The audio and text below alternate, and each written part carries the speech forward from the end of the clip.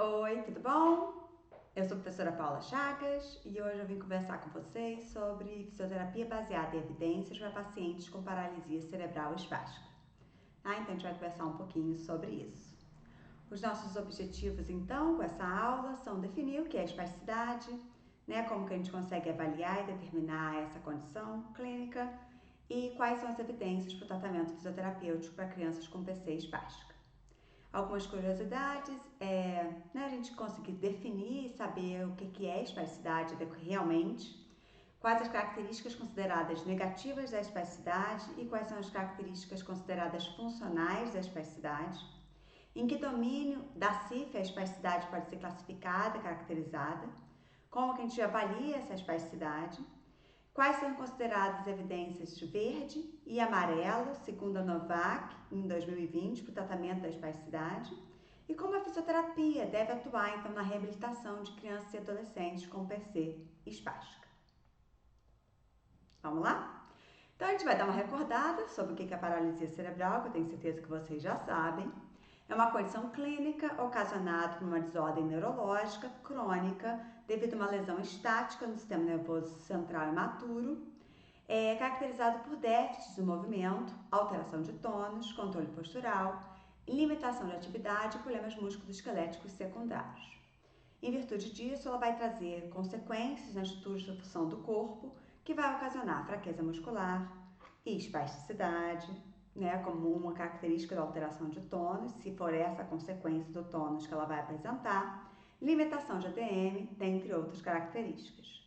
No domínio de atividade, essa criança pode apresentar limitação no andar independente, no subir escadas, no sentar sem apoio e na escrita. E na participação, ela pode apresentar déficits ou limitações, restrições para frequentar a escola regular, para ir ao shopping, para participar de atividades esportivas. Bem, desde 2000 a gente tem mudado um pouco o nosso foco terapêutico e assim como as nossas abordagens teóricas na explicação do nosso comportamento motor. Um desses modelos é baseado no modelo de sistemas dinâmicos, que é um modelo multivariável de fatores determinantes para mudanças motoras das crianças com paralisia cerebral. Esse modelo, então, ele se baseia basicamente na explicação de que não só o sistema nervoso central ele é responsável por determinar quais as consequências da nossa alteração neurológica que a criança apresenta, Então, se a gente considerar que a criança realmente tem uma lesão do sistema nervoso central, essa alteração primariamente vai causar, então, déficits primários, deficiências primárias que essa criança vai apresentar. Uma vez que essa criança apresenta essas deficiências primárias, ela vai estar exposta a diversas condições e fatores ambientais, ecológicos, da família, aos serviços de saúde, às suas características de personalidade, ao seu próprio corpo reagindo a esse ambiente, em que ela vai acabar desenvolvendo características que a gente vai chamar de deficiências secundárias, que não necessariamente são decorrentes apenas do sistema nervoso central. Eles vão estar sendo ajustados de acordo com as suas características, tá? E isso vai levar, então, a mudanças nos padrões, nas habilidades motoras básicas. Então, ela vai estar desenvolvendo adaptações motoras e que muitas vezes vai se tornar o que é melhor para a execução do ato motor para ela. E quando isso se torna o melhor para ela, é muito difícil a gente mudar. A gente só vai conseguir mudar se a gente propor algo ainda melhor para ela, E esse é o nosso desafio em termos de reabilitação, porque a gente tem que proporcionar algo melhor motoramente para ela, para isso conseguir fazer com que ela desenvolva as atividades e a participação no ambiente de forma adequada. Porque com essas características motoras que ela desenvolveu, ela de certa forma consegue participar na sociedade. Lógico que com altos custos para o seu aparato motor, tá? Então a gente vai discutir um pouquinho sobre isso. Bem, a definição clássica de espasticidade é que ela é uma alteração motora caracterizada por uma hipertonia e uma hiperreflexia, secundárias, então, ao aumento da resposta do reflexo de estiramento, diretamente proporcional à velocidade de estiramento muscular passivo.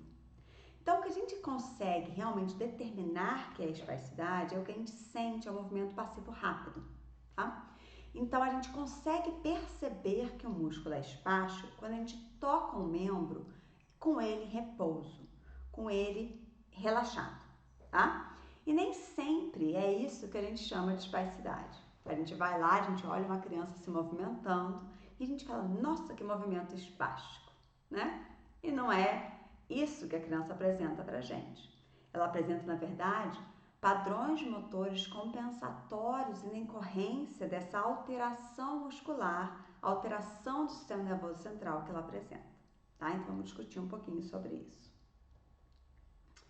Bem, então, o que é chamado, então, de características funcionais que a gente vai chamar de negativas? São as alterações motoras de intensidade variável que vão estar associadas a essa espasticidade.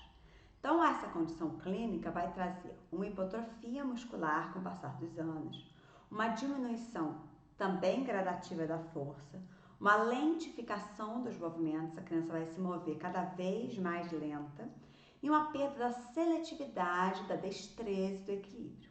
Essa criança ela vai ter muita dificuldade de exercer movimentos finos, movimentos cada vez mais delicados, né? Ela vai gerar, então, movimentos cinéticos com reações associadas, que serão execução simétrica de qualquer movimento que não necessariamente tenha um significado funcional. E esse sistema muscular, ele vai ter um alto grau de fadigabilidade, ou seja, ele rapidamente vai entrar numa condição de estresse, né, de fadiga. Ele gera muita contração tônica, ele não tem músculos que são resistentes, fibras resistentes. Ele só tem fibras que são rápidas, fásicas, então ele não consegue gerar contrações de autossustentação. Bem, e outras características que a gente consegue observar que esse músculo vai desenvolver com o passar do tempo? Alterações viscoelásticas desse músculo, né? Esse músculo vai acabar gerando, com o passar do tempo, então, uma perda da sua elasticidade e ele vai sendo substituído por um tecido cada vez mais viscoso, né? Mais tenso, mais rígido. Esse tecido cada vez mais rígido vai se contraturar. Ele vai perdendo a elasticidade, ele vai se fibrosando e vai se atrofiando, tá? Lógico que isso é uma condição que vai se desenvolvendo ao longo dos anos, não é uma condição clínica rápida, tá? E os fatores agravantes vão ser fatores emocionais, né? A criança vai ser uma criança altamente instável emocionalmente, né? Os fatores ambientais, né? Ela não gosta de lugares muito tumultuados, de multidão, ela aumenta ainda mais essa contração exacerbada dos músculos. Os fatores climáticos, geralmente o tônus aumenta no frio, né? A imobilidade, crianças que ficam muito restritas ao leito, quadros infecciosos, dentre outros. Bem, uma característica muito frequente, que são chamadas de características positivas da espasticidade, na verdade, é um mecanismo que ela desenvolve chamado de cocontração muscular. Na verdade, o que a criança faz? Ela desenvolve estratégias de contrair mais de um músculo em torno da articulação, para conseguir efetivar o movimento, uma vez que ela não tem capacidade de contrair um músculo isoladamente. Ela tem a perda da seletividade, tá? Então, esse é um processo natural na hora que a gente está adquirindo uma habilidade. Alguns autores argumentam que isso é uma ineficiência do mecanismo de inibição recíproca. Ela perde a seletividade e aí ela aumenta com a contração, levando ao alto consumo de oxigênio e alto gasto energético. Com certeza, com a contração muscular, aumenta o consumo de oxigênio e aumenta o gasto energético. Isso está comprovado em termos científicos. Porém, toda a estratégia, todo o processo de aquisição de habilidade é um fenômeno natural de busca de estabilidade, né? A gente usa a contração como busca para essa estabilidade. Se vocês lembrarem da criança em fase de aquisição da marcha, ela usa de contração. Quem não se lembra daquela marchazinha igual um patinho, que a criança abre a base, contrai os músculos em torno da articulação do quadril, em torno do joelho, ela anda com tudo durinho. Por quê? Ela não tem estabilidade ainda. ela ainda não tem equilíbrio, ela não tem ainda aptidão naquela performance. Então, por isso, ela diminui os graus de liberdade para ela ser efetiva na ação, né? Então, esse mecanismo é um mecanismo inteligente. E a nossa criança com paralisia cerebral, ela usa disso, tá? E só que, quanto mais ela usar esse mecanismo, menos ela vai desenvolver estratégias de seletividade, né? Então, a gente, como terapeuta, tem que ser capaz de ensinar a ela a não usar a cocontração e usar a seletividade. Mas é uma tarefa árdua, porque a cocontração é muito mais efetiva para alcançar o êxito que ela precisa, tá? Bem, então a fraqueza muscular e a própria produção de força, que são características clínico-funcionais decorrentes da espasticidade, levam à cocontração muscular, como eu acabei de explicar. Essa cocontração muscular, com o passar do tempo, o que vai fazer? Ela vai aumentar o tecido elástico no complexo músculo-tendão, aumentando a rigidez muscular, tá? Então, isso vai fazer com que esse músculo se modifique em termos de propriedades intrínsecas do músculo, aumentando o tecido conectivo nas fibras musculares, diminuindo com o passar do tempo o tamanho do ventre e aumentando o tendão. Então, frequentemente, o que a gente observa numa criança com o passar dos anos, quando ela é uma criança espástica? Ela é aquela criança que tem um ventre muscular curto e um tendão enorme. Ela é uma criança mais longilínea, uma criança mais magra, uma criança que tem uma massa muscular menor, né? E isso, com certeza, altera toda a curva de produção de torque e de produção de força. Ela não tem mesmo a capacidade de contração do sarcômero, né? Ela tem menor capacidade de geração de força. Bem, já dizia Costa Val, é mais fácil diagnosticar do que definir e mais fácil definir do que tratar, né? Então, a espasticidade ainda é um grande nó na nossa clínica, porque não tem uma cura definitiva da lesão. O tratamento ele é multifatorial, visando diminuir a incapacidade progressiva, né? O tratamento tem que ser inserido dentro de um programa de reabilitação, né? Ninguém é o único detentor e o único sabedor, né? Tem autonomia total sobre essa clínica, né? E o tempo do tratamento tem que ser baseado na evolução funcional. A gente depende um dos outros nessa equipe para atuarmos junto para o bem da nossa criança, né? Então vamos lá, recorrendo ao nosso modelo da CIF, se a gente vier aqui pensar em todos esses domínios, o quanto que uma alteração no tônus vai estar impactando, né? Então tá aqui, o tônus está aqui em estrutura e função do corpo, mas a gente sabe o quanto que esses domínios se interligam, eles não são diretamente impactados, né? A gente sabe que não existe uma relação linear entre estrutura e função do corpo, atividade, participação, fatores ambientais e fatores pessoais. Mas a gente sabe o quanto que um domínio, ele é mediador do outro, ele impacta no outro. E o quanto que, dependendo da força que essa alteração do tônus tiver, ela pode impactar mais ou menos em relação às determinadas ou às outras estruturas. Lógico que tudo aqui vai depender do tipo clínico de paralisia cerebral, da alteração funcional, né, do grau de funcionalidade que essa criança apresenta.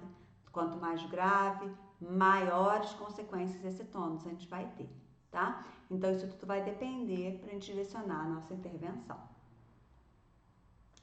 Bem, em termos de avaliação, quando a gente pensa em espasticidade, a gente tem uma única escala bem documentada na literatura para medi-la, que é a escala modificada de Ashworth, tá? Então, ela avalia o momento da amplitude articular em que surge a resistência do movimento. Então, a gente faz o movimento passivo rápido e a gente observa uma resistência ao movimento ceder, né?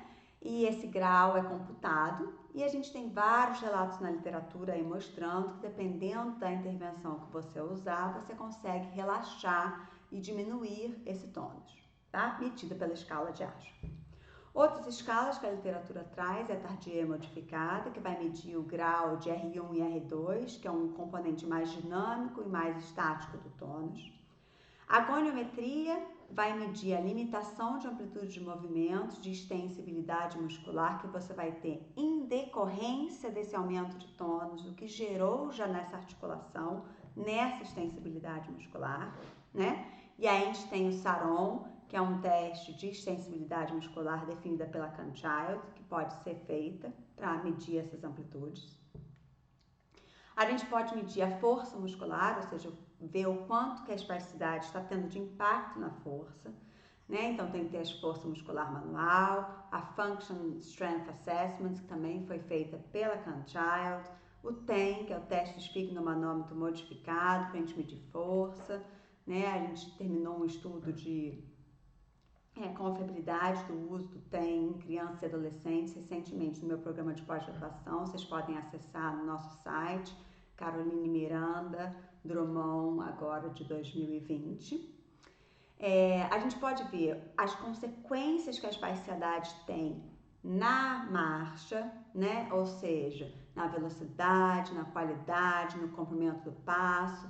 E aí sim, usando o gait ride, que é um tapete que vai medir o tamanho do passo, velocidade, essas consequências. E a gente pode ver o impacto que a espasticidade teve na avaliação de alterações decorrentes da espasticidade, através dos testes padronizados, MFM, PED, Physician's Rating Scale, que vê marcha, Video Gait Analysis, que também analisa a marcha, e na mobilidade, com transferências, manutenção de posturas, andar e escrever. Bem, agora vamos para as evidências. Né? O que esse estudo da Novak trouxe para a gente? Né? Vocês já devem ter ouvido falar um pouquinho sobre esses estudos aí em algumas lives ao longo de 2020. Então, o que ele trouxe? Ele trouxe um sistema de gráficos de alerta, né? Então, a gente tem que as bolinhas verdes são as melhores evidências, né? Ou seja, faça essas intervenções, tem evidências positivas para a gente fazer essas intervenções em crianças com PC. Amarelo, acima da linha tracejada, pode fazer, provavelmente faça, elas têm evidências promissoras para a reabilitação de crianças com PC. Abaixo da linha, provavelmente ainda não faça, porque as evidências ainda são duvidosas. E aqui em vermelho, não faça, as evidências não são boas. Quando a gente vai para tonos, né, para crianças com PC, a gente vê que a gente tem basicamente evidências verdes e amarelas. A gente não tem evidências vermelhas, né? Então, a gente tem evidências aí que muitas vezes são usadas. Então, vamos conversar um pouquinho sobre elas. Então, tá lá. A gente tem aqui 85% das crianças com PC são espásticas, 7% são discinéticas, ou seja, tem distonia ou atetose. Para a espasticidade, o que é considerada padrão, verde, top, é a toxina botulínica, né? Então, é a melhor evidência aí que a gente tem para tentar controlar a espasticidade nos estudos de revisão, meta-análise. O baclofen intertecal, que vai tentar diminuir esse tônus, é um medicamento que você vai colocar direto na medula. O diazepam, né, que é o Valium, e a risotomia dorsal seletiva, né, cortar as aferências da medula. Alguns poucos estudos aí mostrando dantrolene e tizanidina, são medicamentos um pouco menos usados em crianças, mas têm efeitos aí. E a gente tem aí em amarelo fraco o álcool e o fenol, tá? Menos usados hoje em dia em crianças, mas ainda com umas evidências aí positivo fraco, tá? Bem, para distonia, a gente continua aí com a toxina botulínica, a carbapentina oral e o baclofen intratecal por meio de bomba, e todas com luz amarela positiva fraco. É mais difícil controlar a distonia do que controlar a espasticidade, né? Então, se a gente acha que espasticidade é difícil, distonia é mais. Tiexifenidil oral, também uma luz amarela negativa fraco.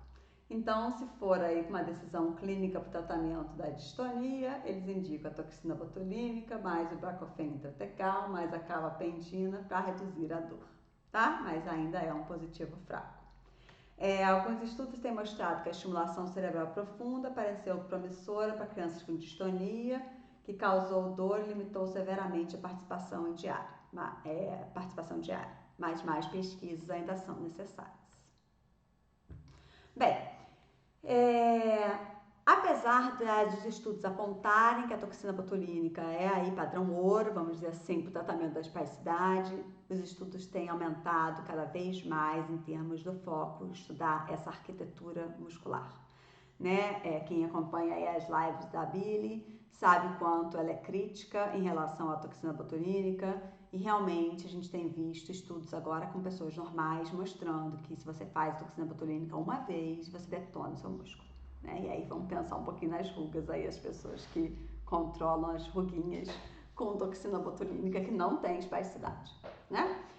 Então a gente vê o quanto que isso pode modificar. A gente sabe que o músculo dessa criança é diferente. Então, se você vai lá e injeta uma droga, injeta veneno, segundo a Billy, você vai alterar todas essas combinações aí de toxina, de arquitetura muscular. Então, eu acredito que nos próximos anos, é o que a literatura aí diz, a gente vai ter aí vários estudos aparecendo sobre mudanças nessa arquitetura muscular em virtude desses excessos de toxina botulínica que essas crianças têm feito, né? Então, citocinas pró-inflamatórias, tá vendo que já estão aparecendo, né? Uma redução fraqueza muscular, uma fibrose pulmonar que estão aparecendo. Então, os estudos ainda vão vir bem bombásticos aí nos próximos anos. Outra coisa que a gente tem que ficar atento é que tem uma atrofia observada, uma substituição por gordura e tecido conjuntivo na criança com PC, a gente falou disso bem no início. Será que isso é um resultado do efeito adverso, direto, ou será que isso é acelerado pela toxina botulínica? Ou isso é uma história natural da criança com PC? Né? É tão difícil a gente acompanhar uma criança hoje que nunca fez nada, nunca sofreu nenhuma outra intervenção que não seja de algum outro procedimento para controlar essa espasticidade. Então, é muito difícil a gente atribuir isso à história natural, né? Então, são todas perguntas a serem esclarecidas. Bem, agora vamos focar um pouquinho na fisioterapia. O que a gente pode dizer hoje sobre tratamento fisioterapêutico após neurólise por toxina botulínica? O que a literatura nos traz? A gente tem que intensificar a fisioterapia após a aplicação. Os estudos mostram que sem fisioterapia depois a toxina botulínica é jogada fora. Você aumenta os efeitos se você associar com o uso de gesso cereado, principalmente se for tornozelo, né? O uso de órteses vai preservar esse pé, vai preservar os efeitos. Você tem que usar a órtese pelo menos 8 horas por dia no pós-aplicação. Você tem que fortalecer tanto agonista quanto antagonista dos músculos tratados. Então, tanto o músculo que recebeu a aplicação quanto o músculo que não recebeu a aplicação. Né? É um pouco de controvérsia as pessoas acharem, agora que eu relaxei aquele músculo, eu vou fazer só o fortalecimento do antagonista. Não. Aquele músculo que foi relaxado também precisa de fortalecimento, porque aquele músculo, na verdade, é um músculo fraco, né? O alongamento muscular, sempre tentando fazer um alongamento funcional dentro da atividade, né? O treino funcional, treino centrado na tarefa e intensificar a fisioterapia por pelo menos 12 semanas pós-aplicação, para 3 vezes por semana. E as primeiras 2 aplicações de toxina botulínica demonstram os melhores ganhos funcionais. Então, a literatura tem indicado que a criança faça apenas 2 aplicações por local, né? É o que a literatura tem trazido. Bem, em termos de cinesioterapia, o que a gente tem visto também em relação à espasticidade, né? A fisioterapia não atua na espasticidade, isso tem que ficar claro, né? Vocês viram nas evidências, não tem lá fisioterapia para espasticidade. A gente atua nas consequências da espasticidade, né? A gente viu que uma das consequências é a fraqueza muscular. Então, se fraqueza muscular, a gente tem várias evidências mostrando que o fortalecimento muscular funciona. É uma intervenção promissora, ela está no amarelo, vem lá forte, strength training, tá? Então, ela atua na prevenção de incapacidades secundárias e na reeducação motora. Então, a gente tem que focar a nossa intervenção por aí, tá?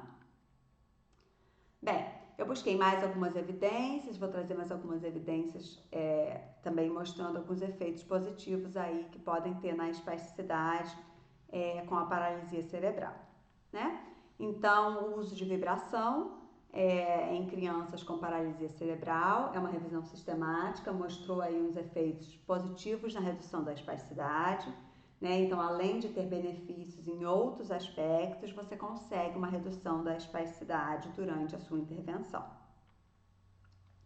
O uso de estabilizadores, né, no parapódio, no tempo de pé, mostram aí que pelo menos de 30 a 45 minutos diários você tem benefícios na redução da espasticidade. A toxina botulínica, né, se ela deve ser repetida ou não em crianças com paralisia cerebral, de novo aí mostrando que pelo menos se for feita 2 vezes, como eu falei, por músculo, você consegue a redução da espasticidade. Depois, geralmente, para os efeitos. Né? O tratamento combinado, e aí ele mostra a combinação aí do tape com gesso seriado, com o uso de eletroestimulação, com ondas de choque e a vibração, ou seja, tratamentos combinados. Você usar várias técnicas na reabilitação do seu paciente, você consegue um efeito na redução da espasticidade. Então, quanto mais ferramentas clínicas você tiver, mais benefícios você vai ter na redução da sua espasticidade. E a risotomia dorsal seletiva, né, que hoje tem sido bastante discutida também na literatura e por terapeutas, parece ter um efeito positivo realmente na espasticidade, se acompanhada de um protocolo rigoroso de fisioterapia intensiva após a cirurgia. Não adianta fazer risotomia e ir para casa achar que só a risotomia resolveu o seu problema, né? Os casos, né, que a gente tem visto de sucesso aí de risotomia fazem intervenção fisioterapêutica diária após risotomia, né? Então, uma intervenção extremamente intensiva após a risotomia para ter benefícios dessa técnica cirúrgica, tá? Assim como a redução da espasticidade. Né? E aí, de novo, a toxina botulínica mostrando o melhor efeito para a redução da espasticidade, se associado à fisioterapia. Tá? Bem, aí falando um pouquinho sobre o protocolo de fortalecimento muscular, né? Eu sou uma devota ao fortalecimento muscular, né? Desde os inícios dos anos 2000, eu acho que essa técnica tem sido muito implementada nas clínicas. Ela deve ser parte do nosso cotidiano da reabilitação infantil. E eu acho que hoje a gente tem cada vez mais ferramentas para mostrar que a gente consegue não só proporcionar o fortalecimento muscular para nossas crianças, assim como provar que a gente está fortalecendo. A gente tem ferramentas hoje para medir essa força com a criança, né? Então, a gente sabe que a fraqueza muscular é uma das principais alterações musculoesqueléticas que contribuem para a disfunção motora em crianças com PC. E os exercícios de fortalecimento muscular, eles não provocam efeitos negativos na espasticidade, né? Até o final dos anos 90, né? Eu sou dessa época, a gente acreditava que se fortalecesse o músculo espástico, aumentava a espasticidade. Então, era uma crença horrorosa na área neurológica, né? Eu alterava a flexibilidade, eu aumentava padrões anormais, era uma visão totalmente errônea da fisioterapia neurológica. Então, quando a gente conseguiu desmistificar isso, a gente encorajou muito a incorporação dessa técnica nos protocolos de reabilitação física. Então, o fortalecimento muscular, aí tem diversos estudos na literatura, pelo menos 3 revisões sistemáticas aí que foram feitas com anos de diferença, 5 anos de diferença, com diversos estudos de ensaio clínicos que foram revisados, mostrando então que as crianças que podem se beneficiar, elas têm que ter pelo menos 4 anos para entender que a técnica pode ser implementada, até 20 anos, e hoje já tem estudos com adulto, lógico, mas eu estou falando aqui de crianças e adolescentes. Desde GMFCS1 até GMFCS5, ou seja, crianças graves também podem fazer fortalecimento muscular. E tem que ser um protocolo, elas têm que fazer protocolos 3 vezes por semana, por um tempo mínimo de 6 semanas, para você ter benefícios de força, com sessões individuais ou em grupo, em casa ou em clínicas, com contrações concêntricas, excêntricas, isométricas, com resistidos pelo próprio corpo, com teraband, pesos livres, equipamentos de musculação, né? Como vocês acharem que isso cabe, né? Na sua clínica. E você pode ter estruturas, desfechos analisados em qualquer domínio. Lógico que a estrutura e função do corpo é o principal domínio a ser avaliado, porque é onde a técnica está sendo implementada. Então, o principal domínio a ser medido é força. Se você está trabalhando força, você tem que medir força. Eu acho que isso a gente tem que ser claro. Não adianta eu querer trabalhar força e medir se eu estou melhorando participação, né? A gente vai conversar um pouquinho sobre isso. Os estudos tentam apontar essa relação, mas a gente tem que ser claro que força, fortalecer um músculo, fortalece o músculo, né? Então, a gente tem que ser um pouco mais direto na nossa intervenção. Os desfechos têm que ser direcionados a que ele se propõe. Então, medir força, espasticidade, tônus, massa de gordura, índice de gasto energético, ADM e algumas características da marcha, porque de certa forma a gente depende de força muscular para andar. Então, velocidade, comprimento, dados cinemáticos. Alguns domínios da atividade motora grossa, principalmente na posição de pé, e atividades físicas. A participação social e a autoimagem foram como os estudos tentaram apontar algum benefício aí.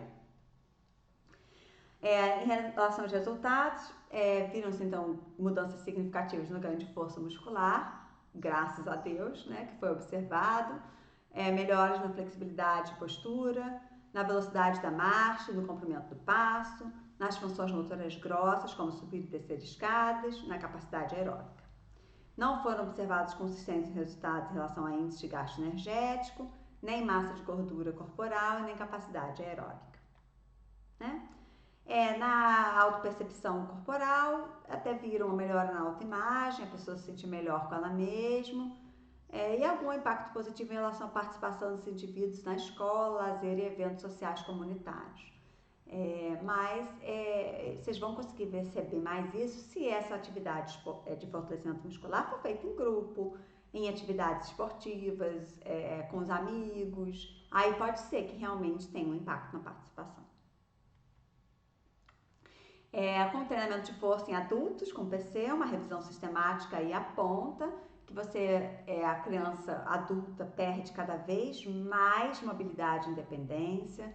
Então, a gente tem que ter um foco na força, realmente com treinamentos progressivos de resistência, com mínimo 8 semanas, máximo de 12, 2 a 3 vezes por semana, com foco nos membros inferiores, melhora na força, GMFM, DIE, diminuição do tempo, né? Melhorou o time up and go, time to sit stand e o aumento da velocidade da marcha.